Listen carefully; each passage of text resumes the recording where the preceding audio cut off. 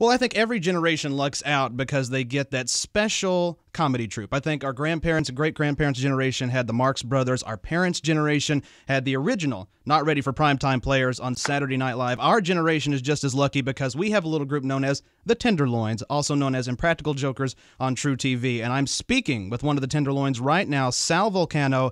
How are you, sir? I am fine, and that was probably the most flattering thing that anyone has ever said to me, so I thank you very greatly. You were very welcome, and you deserve it, every word of it. You guys are the funniest guys on TV these days, absolutely, without a doubt. Wow. Well, I'm going to accept that, okay, and we can move on because I'm trying to take compliments better. Oh, are you? It's not as easy to do, apparently. I mean, it's something I'm working on. Tell me if I'm doing okay. You're absolutely right. That's fantastic. That works. That's fantastic. I'm down with that. That works. Great deal. Well, let's get right into it. The first question I got for you is the one I think probably all of us are wondering and probably ask you all the time. What is the thought process behind your challenges and your punishments? Where do those come from? So, I mean, we wanted to make them relatable, because we don't really do like crazy, like, we don't put ourselves in harm's way, like the Jackass guys, who I think are pretty crazy. We get compared to those guys a lot, but I think we wanted to just do more with those little moments, those like social experiments between people and like social etiquette and stuff. So we sit in a room and we just come up with things that we really would rather not do. Mm-hmm. Especially you, right? Yeah. You and James Murray for sure. Things that you guys don't want to do. Right. The formula is simple. We just sit there until we find something that we say, oh, that would suck to do. And then we're like, all right, well, we have to do that. Right.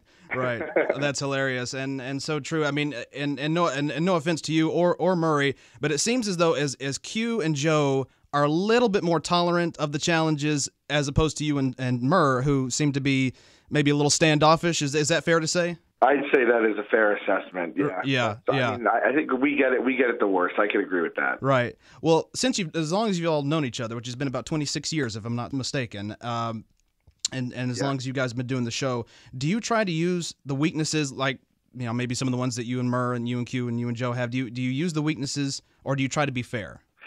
Oh, no. There's no being fair is using the weaknesses. I mean, it's every man for themselves. So, right. I mean, I toil over how personal I can get and how spot on I can get with someone's weaknesses. I mean, we have a good handle on all that. I mean, they really exploit mine between my family and getting scared and germs and all that stuff and cats. But I mean, to be fair, I give them a big list of things. The person we really need to zero in on more is Joe. Right. He's harder to get, and I don't know if he suffered. Well, he hasn't suffered as much as the rest of us. No, that's a fact. That's a fact. I think Joe is the. Go ahead. It doesn't sound like a comedy show right now. No, we really do. I mean, it's the way it is right now. But it's true because Joe is the hardest to really punish because he really, I mean, I think the funniest punishment he ever did was in the first season when you tell him to go in the theater and tell him he has to go to the and tell everybody he had to go to the bathroom. He did it in a heartbeat and walked right out and was like, "That's it, I did it." He wasn't afraid to do it. Yeah. Whereas, what would you have done in that situation? Could you have handled that?